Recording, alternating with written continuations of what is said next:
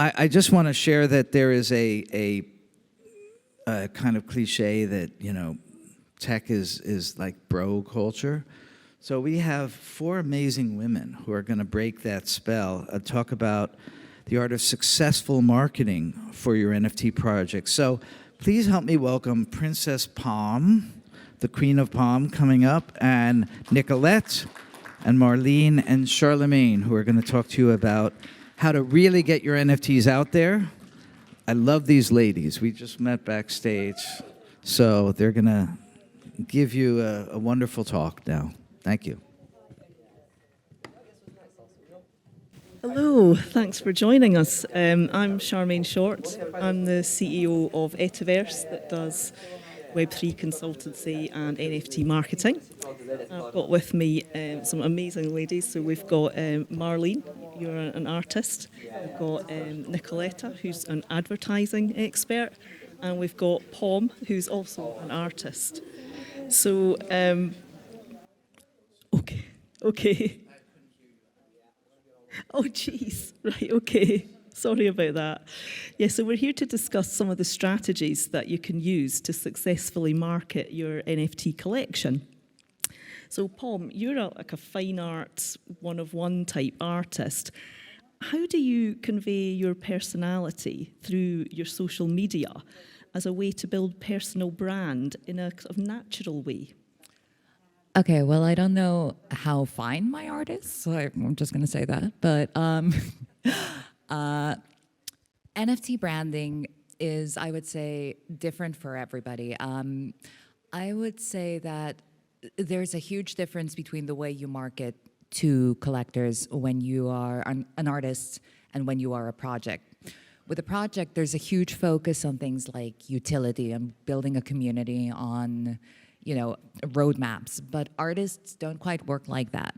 And I think what collectors really like to see from artists that they collect from is the person they're actually investing in. They want to see who this person is behind the art. They don't just want to buy into a one-of-one or an edition. They want to buy into your story, right?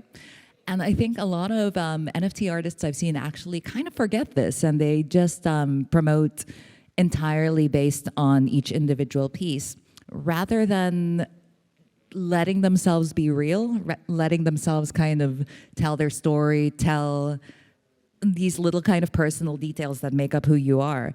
So I collect quite a bit of art, actually, as well as create it. I've collected, I would say, almost 400 pieces at this point. And the artists that I tend to find the most interesting are always the ones who just put themselves out there, who aren't afraid to, excuse my language, shitpost on Twitter, or, post pictures of what they had for dinner, or talk about, I'm feeling depressed, I'm feeling anxious. I really like to see people's genuine personalities, and I think a lot of people are afraid to put themselves out there, but I think it's worth doing. It's worth, letting yourself be vulnerable as an artist. And I don't know, can you guys as artists kind of, yeah. Wait. There you go. I can totally relate with that. I think it's really important to show yourself, but also to show your work. When I look at a piece from someone I see on Twitter, also from a collector's point of view, I love to collect also. I'm always looking for their art to appear in their feed, and not only retweets from other artists. When I open a Twitter, I want to instantly see what you make. So the pin tweet is a huge thing. And yeah, just show yourself. Don't be afraid to be yourself, because the NFT space is so big. And I never use the word competition, because I think there's kind of room for everyone.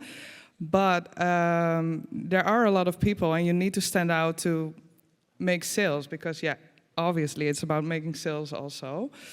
And the only way to do that is to be yourself and not to imitate too much, I think. Yeah, absolutely.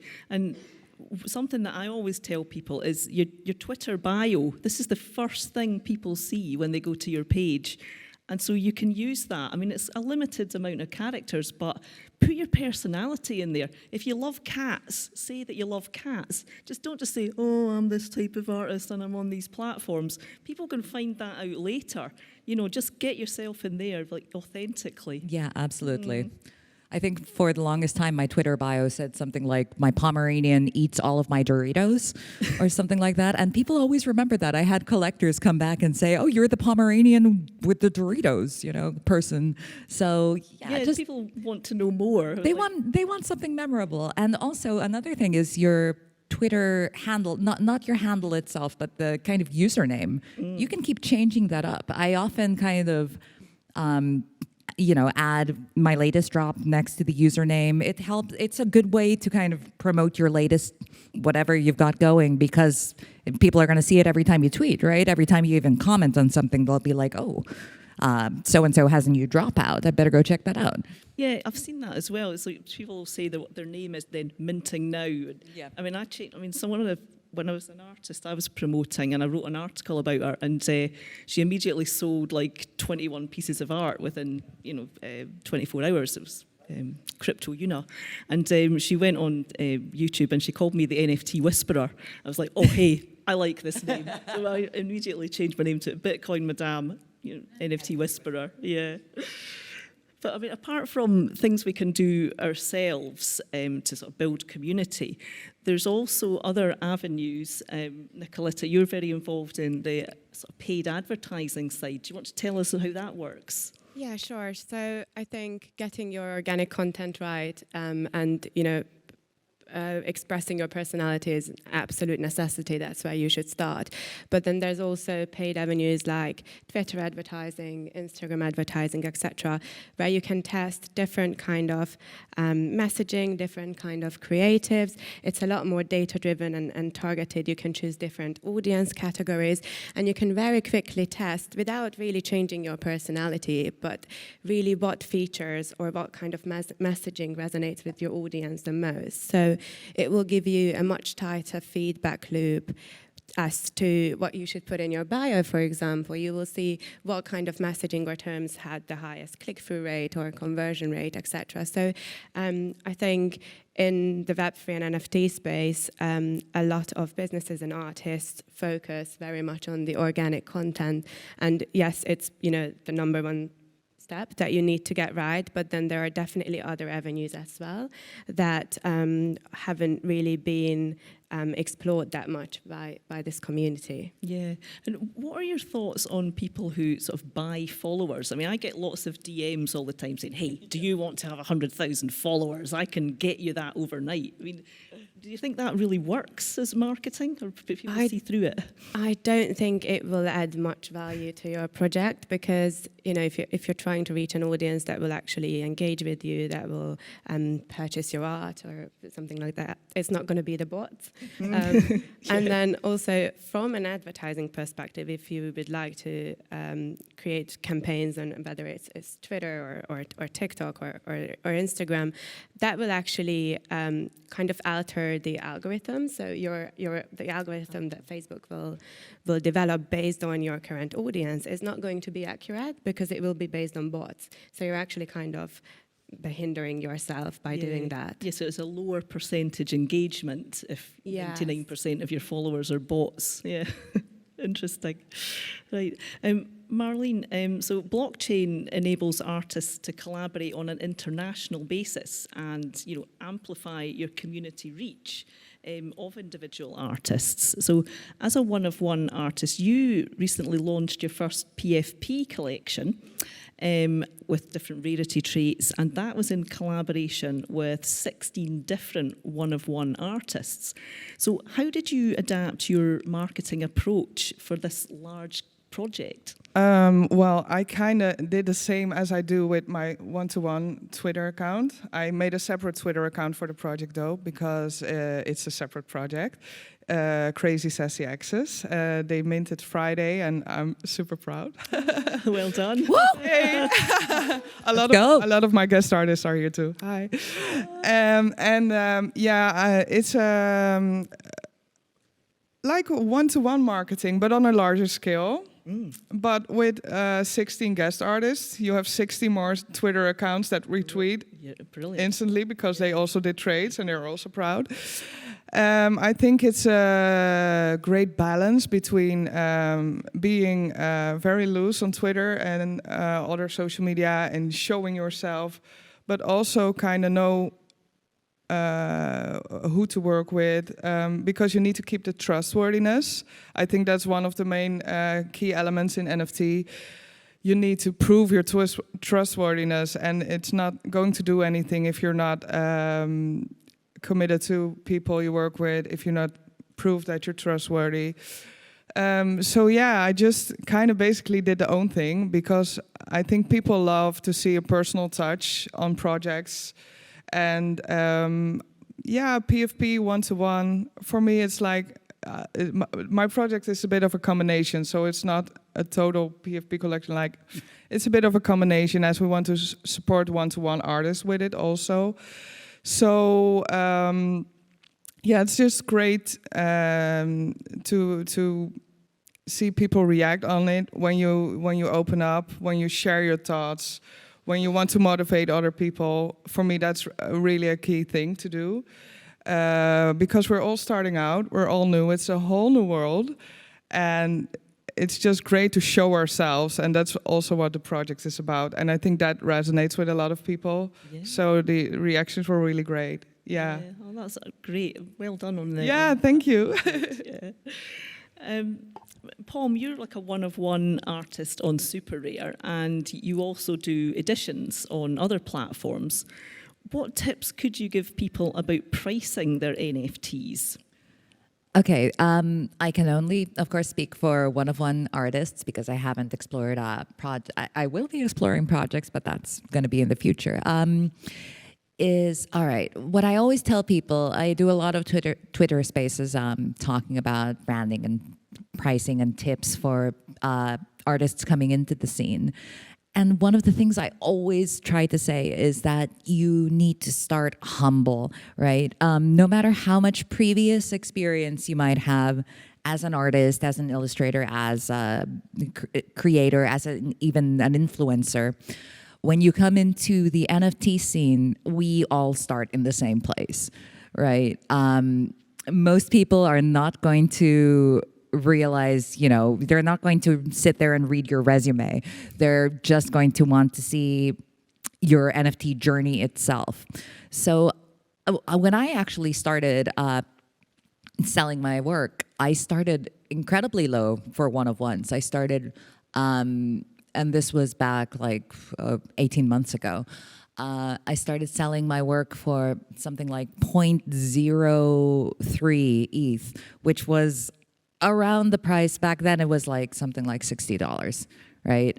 Which was around what I was charging for commissions anyway, right? And that was for a one-of-one. So I started low, 0.03, but with every sale I just slowly started raising my prices. And auctions also really help get the prices up there. But basically now I'm selling at like 2.5 ETH per piece. So that's a huge leap to go from, 50 to whatever that would be now, I guess like $3,000, something like that. But it happens because you do it gradually, you do it in steps. You can't just come into the scene without a following and expect to be selling for 2 ETH. You have to go slowly, you have to create a name for yourself, and you have to build an audience. And I really suggest that everybody start humble with that. And when it comes to editions, what I usually do is I mentally divide the number of editions by more or less what I would charge for a one-of-one. So if I was doing, say, 100 editions, and I wanted to get it up to like, let's say 2 ETH, I would charge 0.02 for each edition. So that eventually it will all add up to what a one-of-one would cost. So that's kind of my pricing mentality. Just if, start low and just build up your audience, raise your prices, as you go. Yeah, and I think also... If I may add to that, I completely agree with you. I had a client who wanted to launch a collection of 10,000 pieces at 1 ETH each, which is ambitious, very ambitious. So the first question would be, you know, do you have the data to support that? There will be demand. You know, do you have the community that's following you, that's already potentially going to buy your pieces? Right, because if it was Gary Vee or somebody like that, of course there's already a market there. But if you're just coming into the scene and nobody knows who you are, that's a much harder sell. Yeah, and obviously they didn't. So one thing that we did is created a bit of buzz and built a waiting list just to kind of gauge people's appetite for the collection itself. And then based on that, obviously they had to lower their prices. And we manage to manage their expectations and how to go to market. Yeah, because you can do sort of things like for the next 24 hours, it's half price just to try and recover, save some face. But I also think as a collector that artists, they do have a duty to the collectors not to sell their art too cheap. So if I've spent 1 ETH on your art, I don't want you putting up your next one of one for half an ETH. It's like, wait a minute. There has to be consistency there. Yeah. So take a cue from collectors, and I think it's good to involve your collectors, get their opinions. I mean, you don't have to listen to what they say, but you know they are your customers at the end of the day, and you want them to keep coming back. That's absolutely true. I've had collectors tell me, you know, at different points, you should be aiming for 1 ETH, or you should be aiming for so and so, and yeah, you really should trust them because they are your market. They are your target audience right there. So do listen to your collectors. They do know what they're talking about. Yeah, most of them will reach out anyway to you. Yeah. And it also works the other way. So I had collected some one-of-ones on Super Rare, and I really liked them. So I put them up for sale at quite a high price, the sort of price I wasn't expecting anyone to buy them at. But then they started selling. I thought, oh gosh. And the artist actually came back to me and she says, your prices are too low. She says, put your prices up. Somebody paid 10 ETH for one of my pieces the other day. You're selling them for 5 ETH. I was like, right, okay. So, you know, it is a friendship. It's a relationship between artist and collector. Yeah. Okay. So you mentioned community there, Violetta. So what can people do to sort of build a community? I mean, on one hand, you will need to do it organically. I think the organic community that you build is always going to be much stronger, and it's going to have a longer term loyalty with either your collection or you as an artist. So it's definitely stronger, but I think it's a much slower process to build it up organically. So again, from my perspective, I think paid advertising can help you. You don't necessarily have to drive people to a landing page. You can drive them directly into Discord or Telegram. Use custom invite links so you can track exactly which source work the best, what kind of people are the ones that are ending up joining and staying and engaging with your community. And then, you know, whoever you've got in your Discord or as your follower are the people that eventually are probably going to be the most likely to purchase your product. And it's very important to make that strong. Excellent. So, Marleen, I don't know if you've suffered from this or not, but sometimes when an artist's work is not selling, they're tempted to just give up and stop creating NFTs. So do you think that consistency in marketing your brand is important? It's the most important. Yeah, it's the most important. It's just really about showing up every day. Like every day, it's a commitment. People who are not into NFTs, and then sometimes I tell them about what I do, and they're like, "Oh yeah, you're making fast money." I'm like, "No, it's not fast money. We wish. It's not a full-time job. It's a all my time job. 24/7. So yeah, showing up every day is really important, and it's really, really, really, really important to show up because, like I said, you get lost in the pool of artists. There are so many. So if you don't show up, if you don't be consistent, and yeah, it's harsh. it's harsh, and I heard a lot of people say also, yeah, but I'm not able to show up every day. Yeah, okay, but this is the deal. Yeah. It's like a job. It's not like a hobby anymore. I know, yeah. The Twitter algorithm will bury you if you don't tweet every day. Definitely. Yes, Yeah. that is the weirdest thing, especially when you try to take a break and then you come back and it's like, hello. Yeah, you think I've been shadow banned. No, you just haven't been engaging with the community. Yeah. So, yeah, POM, how can you engage with collectors in a positive way? That is one that a question I get a lot. I know a lot of artists are actually really shy to engage with collectors, and quite rightly so, because there's this hideous shilling culture, right? Where people will drop DMs, they'll just slide into your DMs and be like, hey, I got this piece, please buy it. And it's like, no, never do that, please.